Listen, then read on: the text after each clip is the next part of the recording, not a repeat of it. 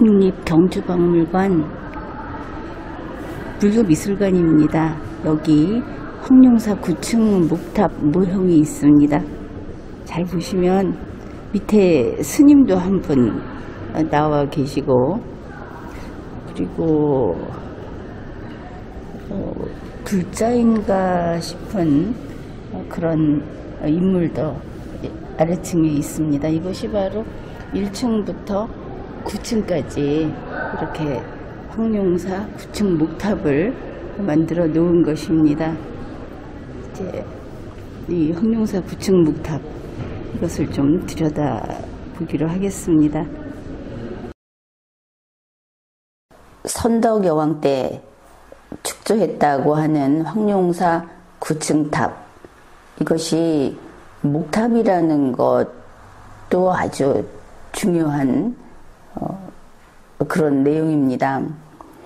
목탑으로 9층 탑을 만들었고, 그 높이가 80m 높이였다.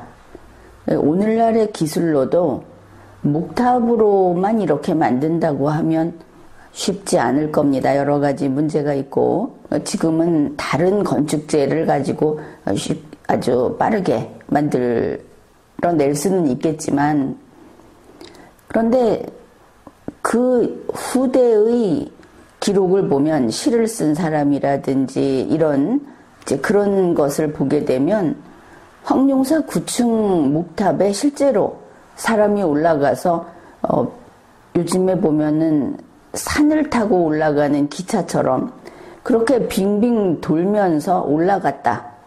갔더니 그 경주 시내가 한눈에 다 내려다 보였다. 이런 시들이 남아 있습니다.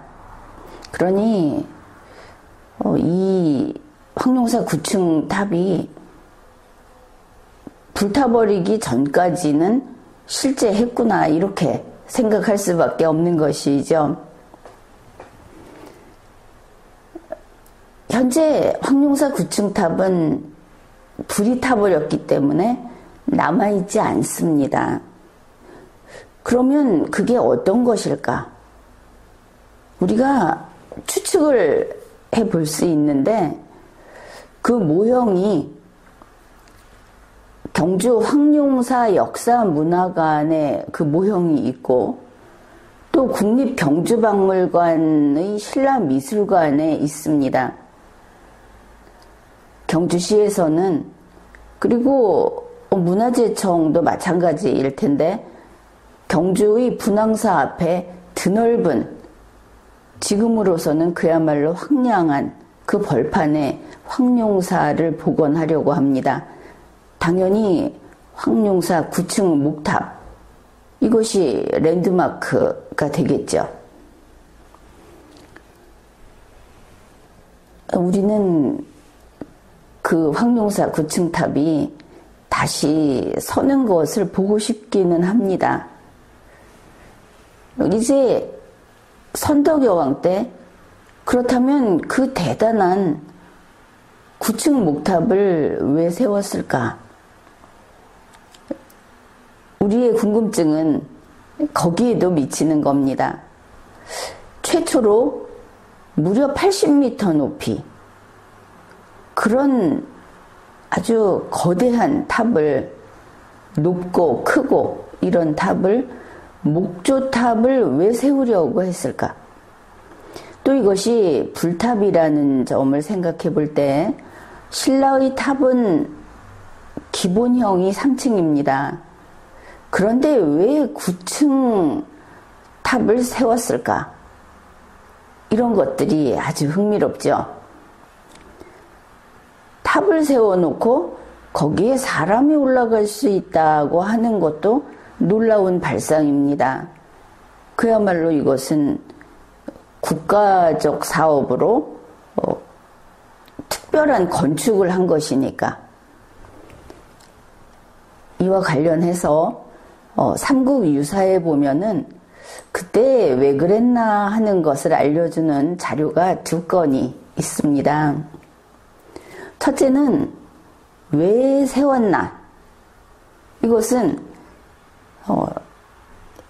일명 건립추진위원장 격이라고 할 수 있는 자장의 스토리, 자장을 통해서 우리가 그 이야기를 들을 수 있고, 둘째는 그게 왜 하필이면 9층인가? 여기에 대해서 안홍의 스토리, 안홍의 서술을 통해서 이것을 알아볼 수가 있겠습니다. 이 내용을 살펴보니까 미리 이야기를 해두지만 그 두 인물이 이러한 그 기록이라든지 아니면 자신의 그 의사표시라든지 하는 것을 남긴 데에는 시간차가 존재한다. 이것을 알 수 있습니다. 내용상 파악할 수 있는 것이죠. 자장은 신라가 통일하기 전 조금 상대적으로 이른 시기에 그 자장의 이야기가 남겨졌고, 안홍은 신라 통일기나 통일이 된 이후에 쓴 것으로 볼 수 있습니다. 둘 다 승려입니다. 그러면 황룡사 9층 목탑을 왜 세웠을까? 그것부터 이야기하겠습니다. 삼국유사에 보면 자장의 이야기가 나옵니다. 삼국유사는 고려시대 이련이 서술한 겁니다. 상당히 그 후기라고 할 수 있겠죠. 그 삼국유사에 쓰인 기사, 그 제목이 이겁니다. 자장이 태화지에서 9층탑 건립의 연유를 받다. 왜 지어야 하는지를 들었다는 이야기입니다. 황룡사 9층탑이라고 하는 그 항목 속에 있습니다.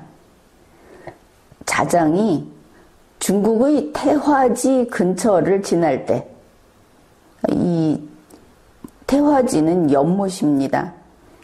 갑자기 신인이 나왔다. 또 그 내용 속에서 신이라고도 쓰기 때문에 신이 나타나서 이야기를 했다. 이렇게 되겠습니다. 무엇이 고민이냐 뭐 이러면서 이야기를 했는데 자장이 이런 말을 합니다.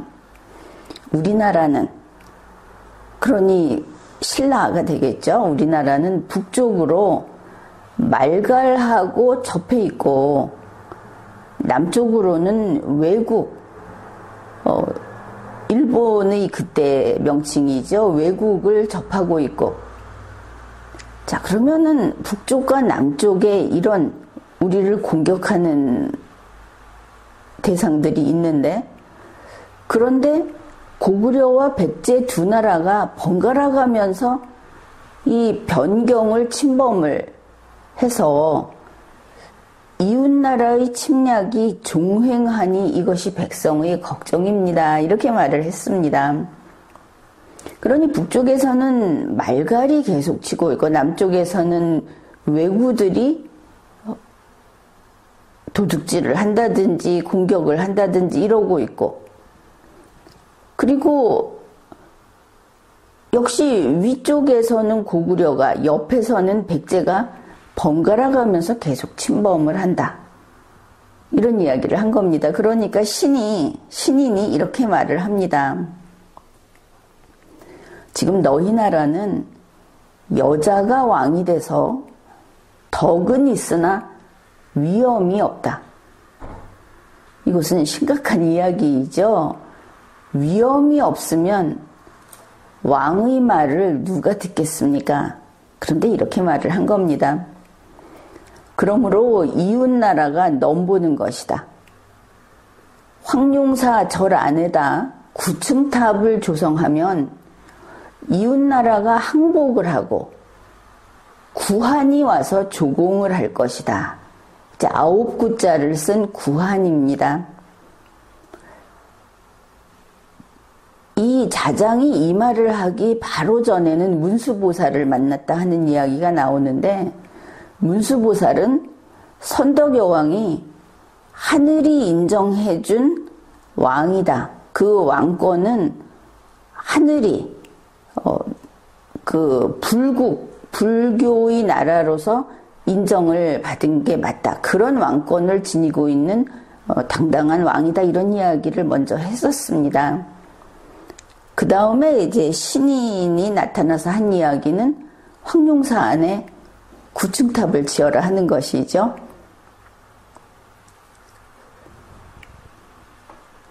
그래서 여기에서 구층탑을 왜 지어야 하는지가 나오는 겁니다. 구한이 와서 조공을 바칠 것이다.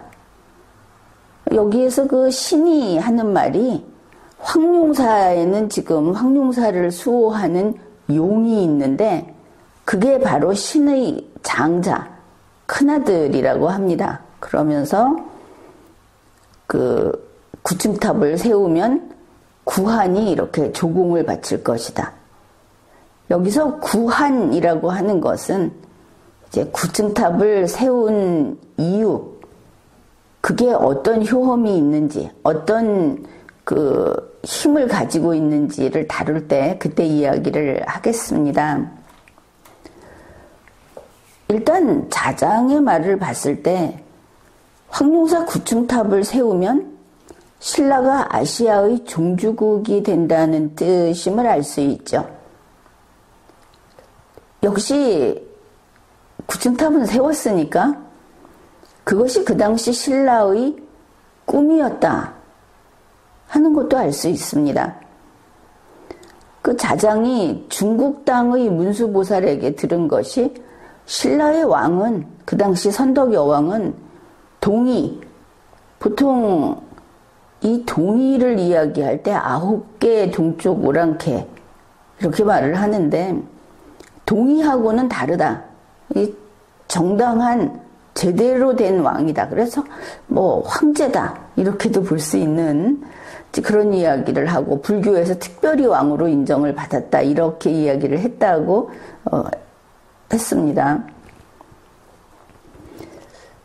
그러면 637년에 중국 땅의 신이 말하기를 구층탑을 지으면 신라는 불국토로서 아시아의 종주국이 된다, 이 말을 한 겁니다. 중국 땅의 신이. 그런데 이런 대단한 황룡사, 신의 맏아들이 지키는 황룡사, 그리고 불국토로서 아시아의 종주국이 되기 위해서 세워야 되는, 그래서 세운 황룡사 구층 목탑, 이렇게 대단했기 때문에 몽고가 내려와서 이것부터 태워버렸다. 아, 그랬구나. 이렇게 생각할 수 있겠습니다.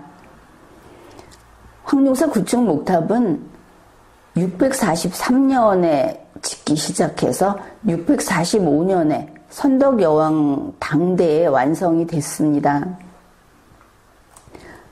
황룡사 구층 목탑은 이렇게 대단한 신라의 꿈을 담고 있는 그런 탑이었구나. 그것을 알 수 있죠. 이제 황룡사 목탑이 왜 3층이 아니고 5층도 아니고 왜 9층인가? 이거를 살펴보기로 합시다. 그 안홍의 동도성립기라는 기록, 그것을 또 삼국유사가 소개를 하고 있는데, 여기에 대해서는 우리가 이제 과거를 알아볼 수 있는 그런 고전문에서 때때로 인용을 하는데 거의 독보적입니다. 황룡사 구층 목탑에 대한 이 안홍의 동도 성립기 기록. 그래서 정약용도 이거를 인용하고 계속 그 원전에 해당이 되는 그런 내용입니다. 그 동도 성립기에 이렇게 되어 있습니다. 신라 제27대에 여자가 왕이 되니 도는 있으나 위험이 없어서 구한이 침략하였다.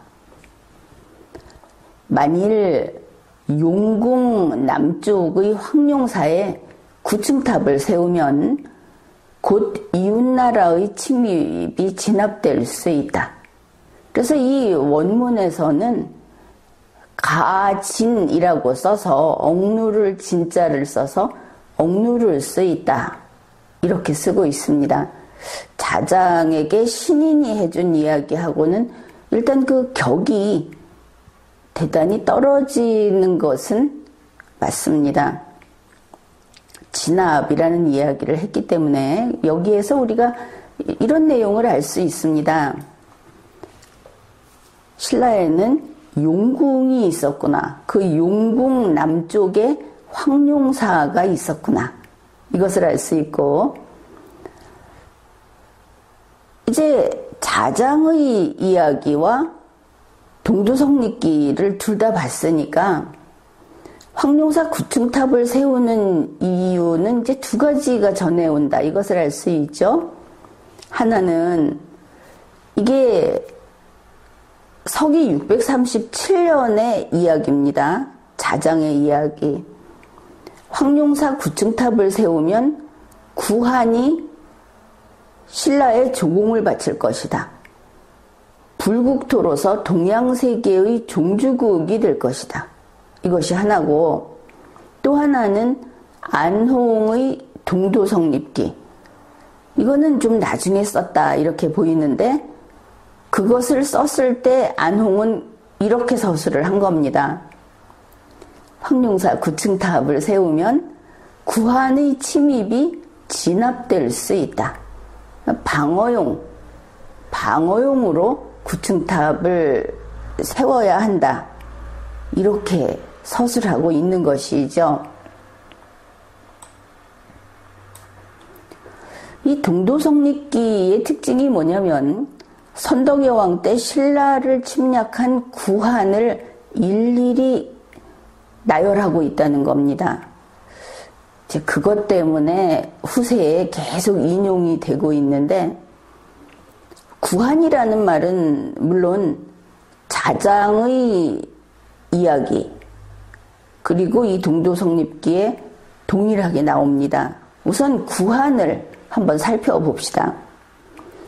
구한이라고 하는 것을 황룡사 구층탑의 각 층에 하나씩 대입시켜서 이렇게 소개를 하고 있습니다. 제1층, 1층부터 9층까지를 쓰고 있는 것이죠. 제1층은 일본, 제2층 중화. 이게 중화사상 할 때 중화, 중국, 큰 중국이라고 하는 것을 가리킵니다. 그때는 중국이 얼마나 컸는지는 좀 따져봐야 하겠지만, 제3층 5월, 5월 동주 할 때 그 글자는 그 5와 월입니다. 여기에 대해서는 또 설명을 좀 덧붙이겠습니다. 제4층 탁라, 탁나, 제5층 응유, 제6층 말갈, 제7층 거란, 제8층 여적, 이 여자여자를 써서 여적 이렇게 쓰고 있습니다. 제9층 예맥,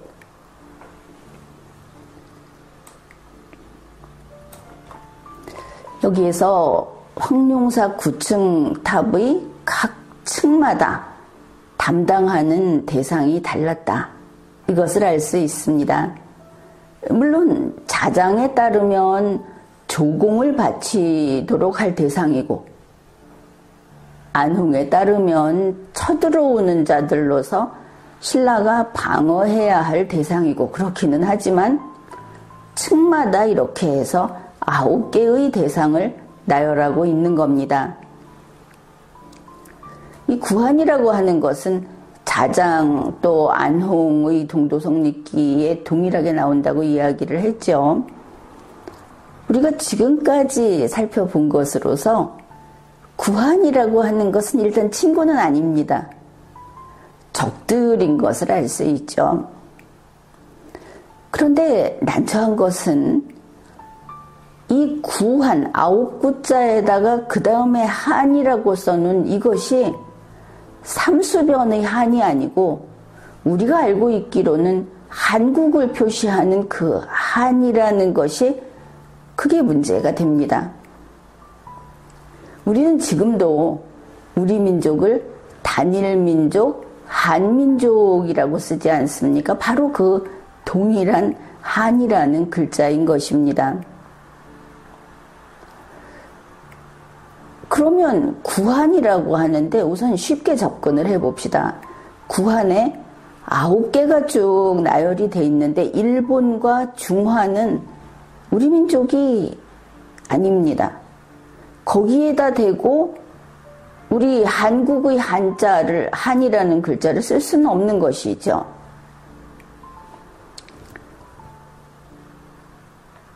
그래서 이제 우리가 이 문제를 한번 풀어보자. 우리 민족을 한국, 한이라고 하는 이 글자를 써서 한민족 이렇게 쓰는데 어떻든 그 한이라는 글자는 한글은 아닙니다. 그렇죠? 이것은 중국의 문자입니다.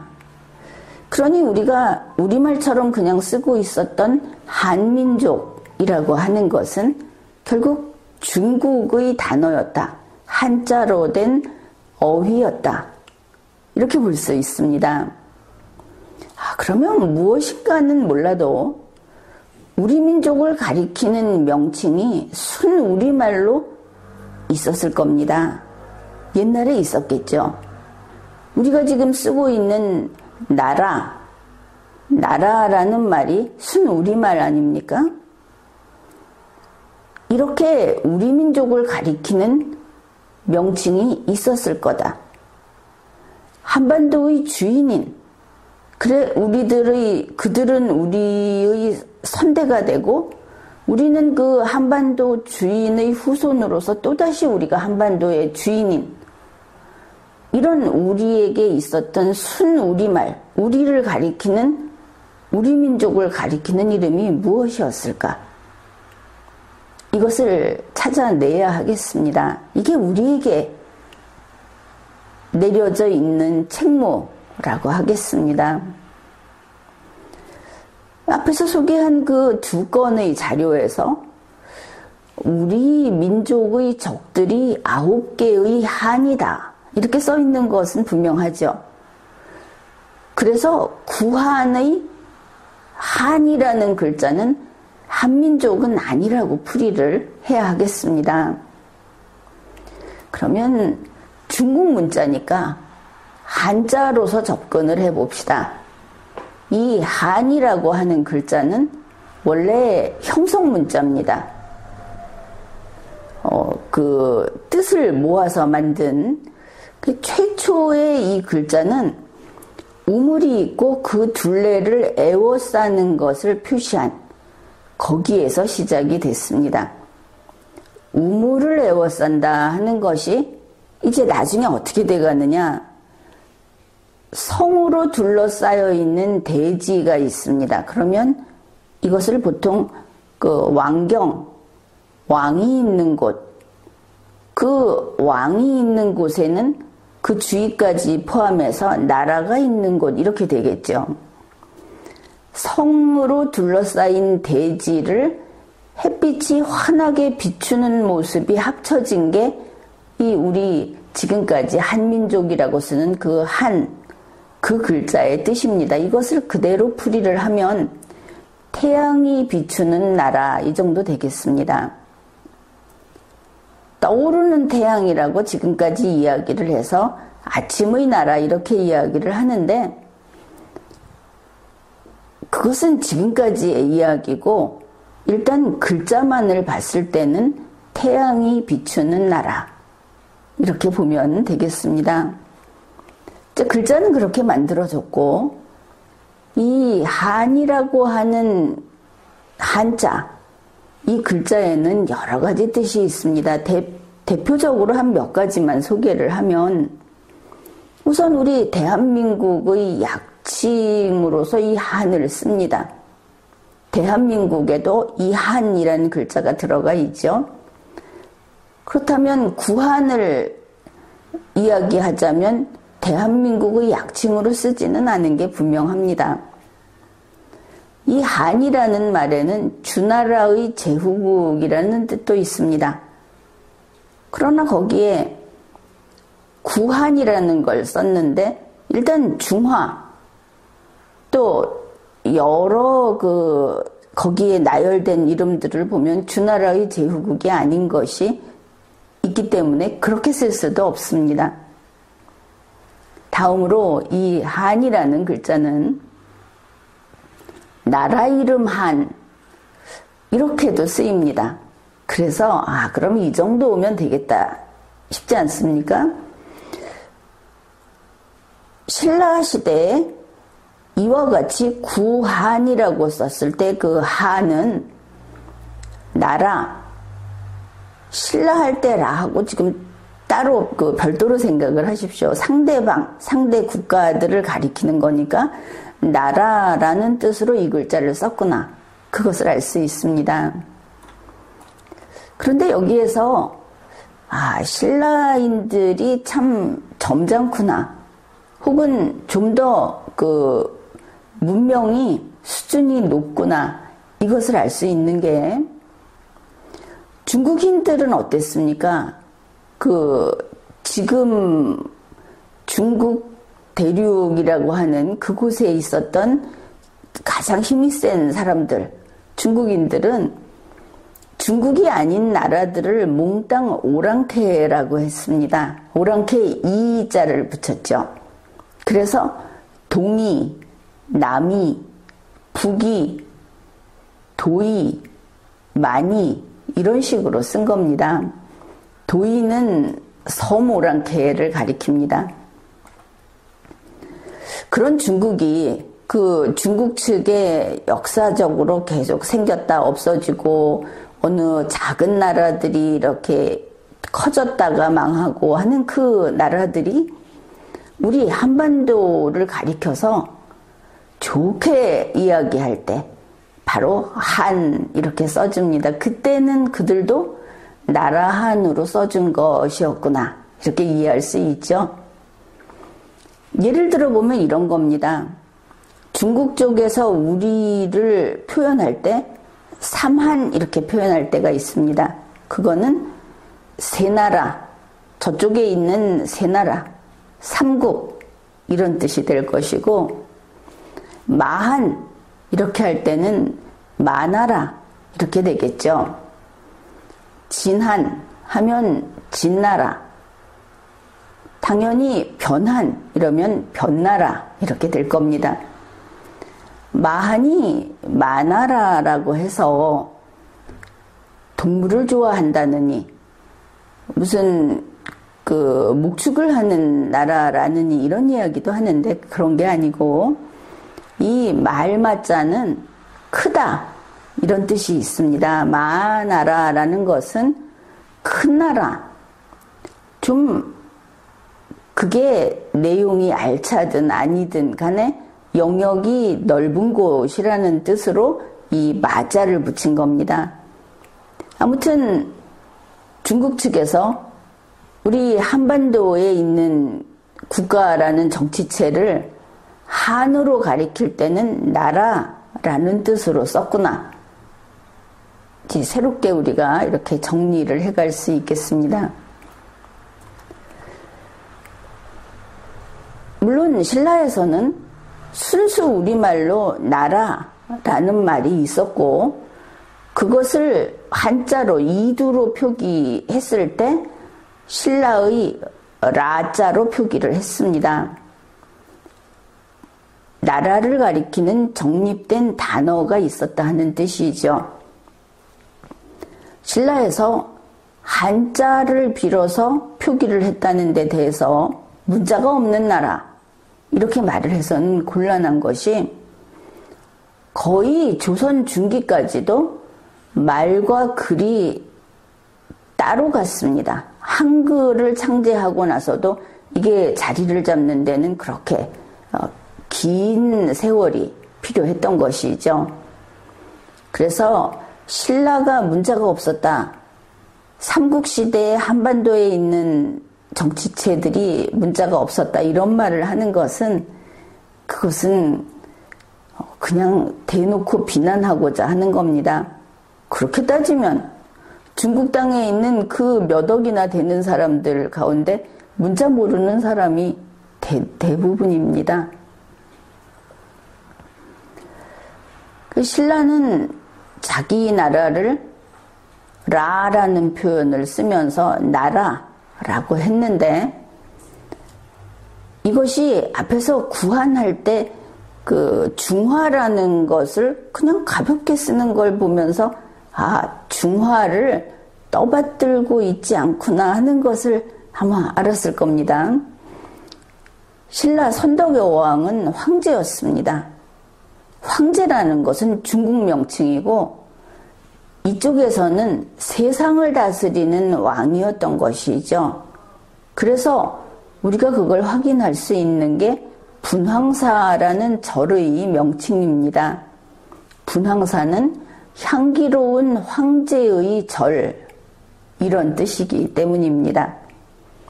또 신라가 동양세계의 종주국 부처님의 나라라는 인식을 가지고 있었다 하는 것은 불국사라는 명칭에서 또 확인을 할 수 있습니다. 불국사라는 이름은 부처님의 나라의 절이라는 뜻이기 때문입니다. 이 나라라는 뜻을 한민족 하는 이 한이라는 글자가 나라 이름이라는 나라라는 뜻을 가지고 있다. 신라는 신라 밖에 있는 상대들을 오랑캐라고 쓰지 않았다.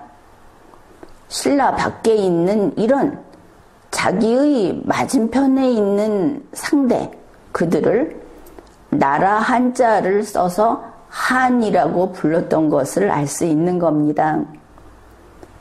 그러면 신라는 왜 중국인들처럼 이렇게 동양세계의 종주국이고 불국토고 부처님의 나라라는 아주 높은 긍지를 가지고 있고 세계의 지도자라는 생각을 하는 신라인들이 왜 중국인들처럼 신라 밖에 있는 다른 그 모든 상대들을 오랑캐라고 하지 않았을까? 이것은 아마도 문화적으로 좀 더 수준이 높고 문명도 좀 더 발달했고 그래서 그렇다 이렇게 볼 수 있겠습니다. 또 하나는 이런 것입니다. 비록 전쟁을 할 때는 할지라도 그 상대가 너희는 너희 나라가 있고 우리는 우리 나라가 있다. 이런 식으로 상대를 대등하게 취급을 상대를 존중했다. 이것을 알 수 있고 그 바탕에는 신라가 실크로드 초원길에서 그 지금 구한이라고 해놓은 상대들이 어떨 때는 경쟁하고 대립하고 어떨 때는 협력하고 거래하던 이런 상대이기 때문에 바로 이 근대적인 정신, 물론 그때는 고대지만 이런 것을 바탕으로 상대를 공정하게 예의 바르게 대했던 것이 아닌가 이렇게 생각을 해볼 수 있겠습니다. 이 기록들을 보면서 그 당시 신라의 인식을 또 하나 볼 수 있습니다. 우리는 이 동양세계를 중국이 절대 강자로서 장악하고 있었다 하는 그런 잘못된 그런 선입견을 가지고 있고 또 그런 잘못된 정보에 오랫동안 우리 국민들이 익숙해져 왔습니다. 그런데 바로 이 두 건의 기록, 이거를 보면서 우리는 그게 아니었다는 것을 깨닫게 되는 것입니다. 일본에 대해서 그리고 중국에 대해서 신라는 주위에 있는 이 한 가운데 하나로 여겼다. n분의 1이었고 조공받을 대상으로 여겼다 하는 것을 알 수 있습니다. 신인이 중화가 와서 일본이 와서 조공을 바칠 것이다. 이렇게 말을 하는 그 n분의 9개 중에 하나 이랬다는 것이죠. 또 하나 특징이 백제와 고구려가 나오지 않습니다. 자장의 이야기는 좀 이른 시기라고 봤던 게 바로 그런데 거기에서는 백제 고구려 이야기를 하지만 거기 그냥 구한이 나옵니다. 아마도 그 구한에는 백제 고구려가 포함되지 않았을 거다. 이미 그때에도. 그러면 백제와 고구려를 구한에 포함시키지 않은 것은 무엇인가? 이유가 무엇인지는 좀 따져봐야 하겠지만 우리가 가장 먼저 이렇게 해석을 할 수 있겠습니다. 백제와 고구려는 한반도 밖에 있는 자들이 아니다. 그래서 한반도라는 것을 신라의 불국토라고 봤다면 백제와 고구려는 우리 안에 있는 그런 자들이지 다른 나라가 아니다. 이런 인식이 그렇게 인식했던 것을 알 수 있습니다. 그런 면에서 백제는 인종적으로도 종족도 같다. 물론 백제 왕족에 대해서는 다른 인종이 있는 것도 생각해야 하겠지만 백제는 거의 다가 우리 같은 동족이다. 그리고 고구려는 어땠을까? 고구려의 그 구성원들을 보면 다른 종족이 많이 나오기 때문에 이렇게 의문을 품을 수 있는데 거꾸로 그 고구려를 구성하는 사람들 중에는 우리 동족이 비중이 극히 낮죠. 지금 밝혀진 바에 따르면. 그렇다면 거꾸로 고구려의 왕족은 우리 동족이었던 것이 아닐까. 고구려의 왕족은 우리와 같은 언어를, 한국어를 쓰는 사람들이었을 것 같다. 이런 생각을 해볼 수 있는 겁니다.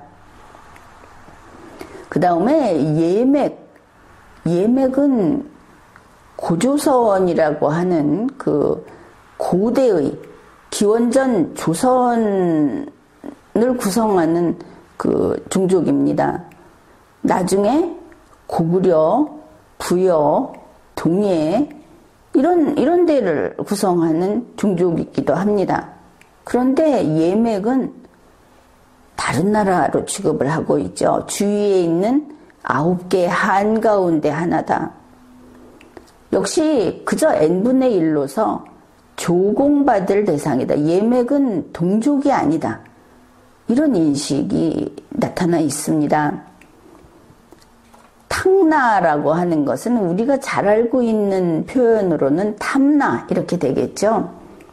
제주도의 옛 정치 조직, 정치체를 가리키는데 이게 구한에 들어 있습니다. 그러면 한반도 밖에 있는 제주도는 남의 땅인가? 이렇게 생각해 보려고 해도 탕라 할 때 라라는 글자가 신라하고 같은 라를 사용하고 있다는 것이 또 문제가 되겠습니다. 거기에 대한 이유는 이렇게 설명을 하죠. 고려사 지리지에 보면 예전에 제주도에 시조신이 있었는데 까마득한 옛날에 그의 후손이 신라 문무왕 때 배를 만들어 타고 바다를 건너와서 신라에 조공을 했다고 합니다. 그래서 문무왕이 이걸 가상히 여겨서 그 관직을 주고 그리고 그 제주도의 국호를 탐라, 이 나라라는 라자를 써서 탐라라고 하는 국호를 신라가 내려준 겁니다. 그러니 제주도는 이 탕라라고 하는 것은 남의 나라여서 그런 것이 아니고 국호까지 내려준 그런 곳인데 나라 이름까지 하사를 했는데 어쩌다 구한이 돼버렸는가? 아마도 충성하지 않고 계속 반란을 일으키거나 했던 것이 아닌가? 그렇게 짐작을 해 보겠습니다. 구한 중에 5월이라고 있는데 이 5월은 시대에 따라서 어떤 5월인가를 좀 잘 구분을 해야 하겠죠. 이 신라에서 말하는 5월은 진평왕, 신라 진평왕 때에 있었던 5월이라고 이해하면 되겠습니다. 이런 일화가 있습니다. 신라에서 진지왕을 폐위시키고 진평왕을 즉위시키게 되는데 이제 이런 과정에서 거칠부라든지 내물왕계가 몰락을 했다. 이렇게 보고 있는데 이제 어떤 일화가 있냐면 진평왕 9년 588년에 내물왕의 7대 손의 아들 이름이 큰 데에다가 인간세자를 써서 대세인데 그가 한탄을 하면서 5월로 떠났다. 그때 있었던 그 5월 이게 구한 중에 하나로 들어있다. 이렇게 이해하면 되겠습니다. 그 다음에 응유라고 하는 것은 강소성 동해현의 동북쪽 바다에 있던 섬나라라고 주가 달려 있는데 강소성은 이렇게 이해하면 됩니다. 구글 어스를 보면서 이 세계 지도를 보면서 확인을 해봅시다. 이 강소성이라고 하는 것은 지금의 상하이에서 베트남까지 중국 대륙의 이 해안선을 따라서 쭉 가는 요 육지 지역 여기에 있다고 보면 될 것이고 이렇게 봤을 때 응유라고 하는 섬나라는 대만이던가 아니면 오키나와 이 정도가 될 것으로 보입니다.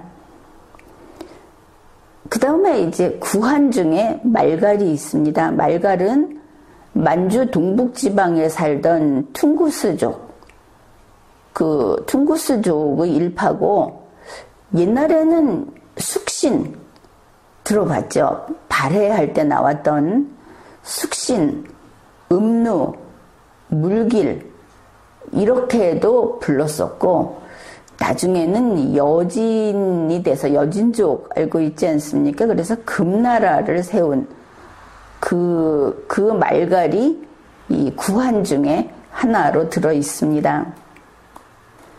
이제 구한이 무엇인지, 황룡사 9층 목탑은 왜 세워야 하는지, 이것을 세우면 신라는 어떤 국가가, 어떤 비전을 가지고, 어떤 세계 전략을 가지고 이것을 세웠던 것인지, 이런 것들을 좀 살펴봤는데, 우선 삼국 유사에서 소개하고 있는 동도성립기, 이걸 쓴 안홍, 안홍은 보니까 출생일, 사망일 이런 게 하나도 밝혀져 있지 않습니다. 다만 진평왕 37년, 그러니까 615년에 수나라에 유학을 갔다. 이런 기록이 있습니다. 갔다 오다가 호승이니까 중국식 표현을 쓰면 오랑캐 승려가 됩니다. 중국 승려가 아닌 그런 사람들 3명하고 부처님 사리를 가지고 왔다. 요 부분은 자장도 비슷한 일을 했다고 합니다. 가서 뭐 이런 걸 가지고 오고 사람들을 데려왔다. 그러는데 615년에 수나라로 유학을 갔다고 하는데 우리가 기억하고 있는 게 무엇입니까? 수나라는 바로 이때부터 3년 후에 멸망합니다. 618년에. 그리고 당나라가 618년부터 이제 900년 초까지 이렇게 이어가게 되죠. 안홍에 대해서 왜 설명을 했느냐 하면은 안홍의 서술에 대해서 우리가 이상하다 할 만한 부분이 있기 때문입니다. 동두성립기를 보면 신라 27대에 여자가 왕이 되니까 도는 있으나 위엄이 없어서 구한이 침략했다. 선덕여왕은 위엄이 없다. 지도력이 없다. 왕권이 허약하다. 이런 이야기를 한 겁니다. 이 말을 접하면서 우리가 문득 떠올릴 수 있는 것이 그 시대에 이렇게 무엄하게도 이런 말을 할 수 있을까? 이런 생각을 할 수 있죠. 자장은 문수보살과 신의 입을 빌어서 그러나 그래도 상당히 과감한데 여자가 왕이 되니까 라고 썼습니다. 그런데 안홍은 직접 자기 글로 여자가 왕이 돼서 이렇게 쓴 거 아닙니까? 아무리 선덕이 여자였다 해도 이건 너무 무엄한 것이죠.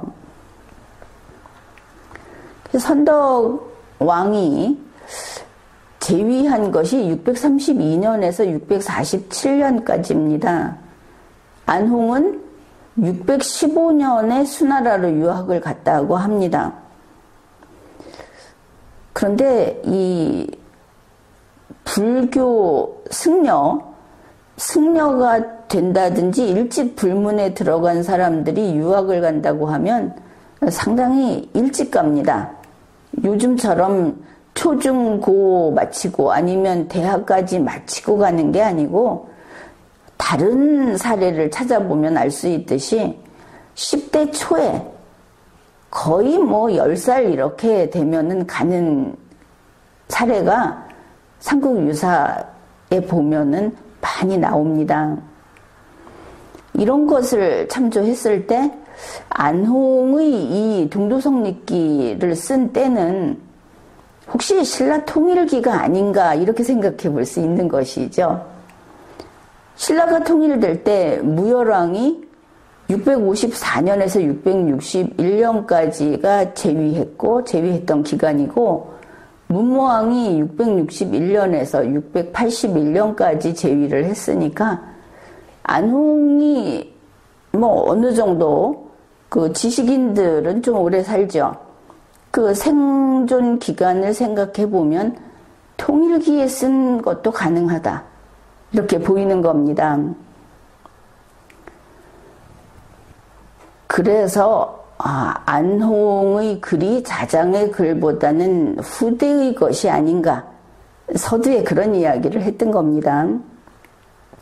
또 백제와 고구려 이야기도 한번 보면은 자장은 고구려와 백제 두 나라가 번갈아 변경을 침범하여 국경을 침범하여 이런 이야기를 하는데 안홍은 백제 고구려 이야기를 전혀 하지 않습니다. 아예 나타나지 않습니다. 그러면 어째서 동두성립기에는 이게 없는가? 우리가 생각해 볼 수 있는 것이 백제가 660년에 멸망했고 고구려가 668년에 멸망했는데 그렇다면 이것과 연관성이 있지 않겠는가? 그러니까 안홍이 자장보다 나중에 썼구나 이렇게 생각을 해볼 수 있고 또 좀 더 구체적으로 안홍은 백제와 고구려가 멸망한 후에 썼구나 이렇게 생각해 볼 수도 있는 겁니다. 이렇게 보면 조금 전에 안홍이 선덕여왕에게 무엄하게 라고 했던 그 부분도 조금 쉽게 납득을 할 수 있는 겁니다. 선덕여왕에게 여자라서라고 하는 것은 단지 여자라서라는 것보다는 대단히 치명적인 비난이 됩니다. 감히 할 수 없는 이야기인 것이죠. 그런 면에서는 자장도 역시 선덕 여왕보다는 김춘추, 김유신 이쪽의 그 생각을 가지고 있었던 게 아닌가 이렇게 볼 여지도 있는 겁니다. 선덕 여왕은 암탉이 울면이라는 소리를 들어가면서 바로 그런 공격을 한 비담의 난, 그 비담의 난 중에 사망을 합니다. 그래서 그냥 사망을 했거나 시해당했다, 살해당했다 이런 이야기가 있는 겁니다. 이것을 생각해 본다면 선덕여왕이 647년까지 재위를 했으니까 안홍의 동도성립기는 선덕여왕 이후에 썼구나 이렇게 생각을 할 수 있었던 것이죠. 앞에서 고구려 백제가 멸망한 것까지 하면 좀 더 뒤로 당기게 되는 것이고, 또한 자장에 따르면 황룡사 9층탑을 세우게 되면 신라가 불국토가 돼서 이 동양의 종주국이 돼서 구한이 조공을 바치도록 한다 이렇게 세계 전략이라고 할 수 있겠죠. 이런 것이었는데 안홍에 따르면 쳐들어오는 자들, 그 신라가 방어해야 할 대상을 막을 수 있다 이렇게 굉장히 그 꿈이 수축된 것을, 위축된 것을 알 수 있습니다. 또한 일연 역시 신라가 망한 이후 고려 11세기 뭐 그때 이걸 썼기도 하지만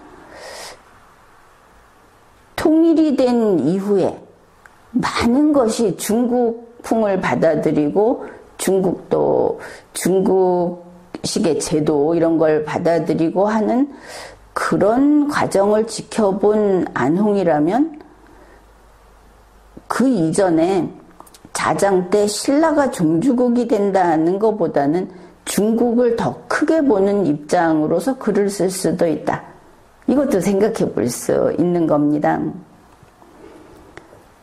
이렇게 황룡사 9층 목탑이라고 하는 것을 앞으로 언제 이게 완성이 될지 모르겠지만 그것을 보면서 결국 우리 한반도의 우리 민족, 우리 단일 민족, 우리 이 단일 민족이 세운 이 나라, 그 시작, 과거의 그 시작이 신라였다. 신라는 경상도의 나라가 아닙니다.